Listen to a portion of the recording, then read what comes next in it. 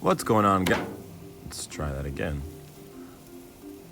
What's going on, guys? Today we're going to be cooking up this beautiful prime New York strip steak. As you can see, it's a pretty fatty steak, and fat is not bad. Fat is flavor.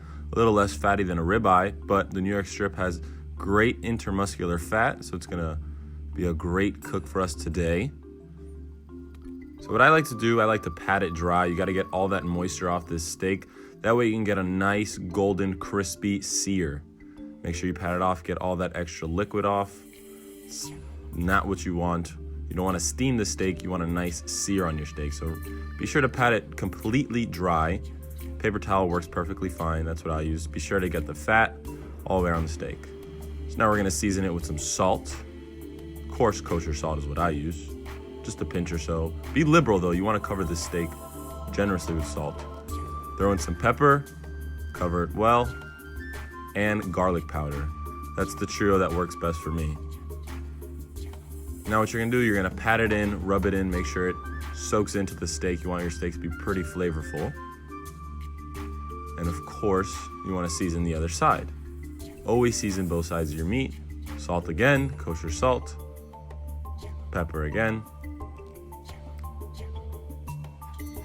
Garlic powder as well. And now what you do, you're gonna take your steak and you're gonna mop up all those seasonings on your cutting board, rub it in, pack it in, cover every side of your steak. Now, let's move on to the grill. We're gonna be using cast iron today. Allow your cast iron to heat up over medium to high heat. Throw in some olive oil. You can use olive oil, avocado oil, or neutral oil. I like to use olive oil. Swirl it around the pan, make sure it's evenly coated. And now what we're gonna do is sear this fat cap. We go fat side down to get a nice golden brown sear and render all that good fat, because if you just throw it on the side, the normal side of the steak, it won't render that fat. But if you put it fat side down, you'll get a nice golden, juicy, rendered fat cap, which is what you want, because when you render that fat, it's great flavor. So let's let that chill out for a little bit. Now let's see how that fat looks.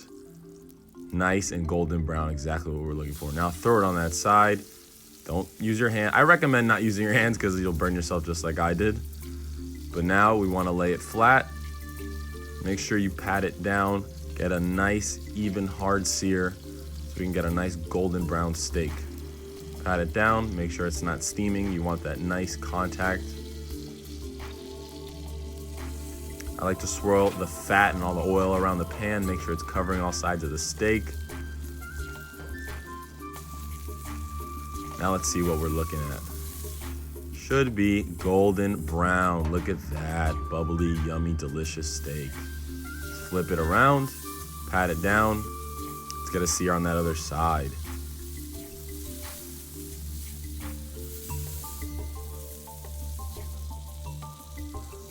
Let's check for temperature. We're looking for about 125 internal temp.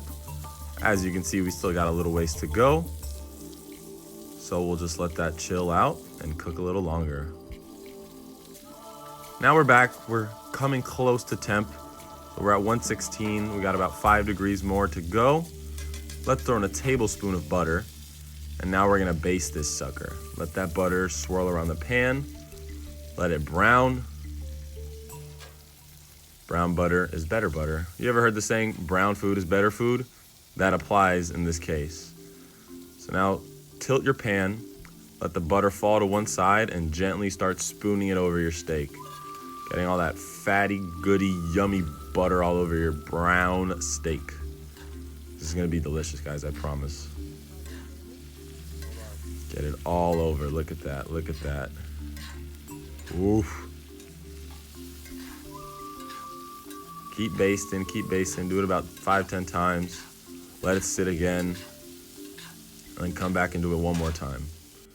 And now you can see how golden brown. Remember, it's not burning. You don't want your heat too high because you don't want to burn that butter, but it's nice golden brown.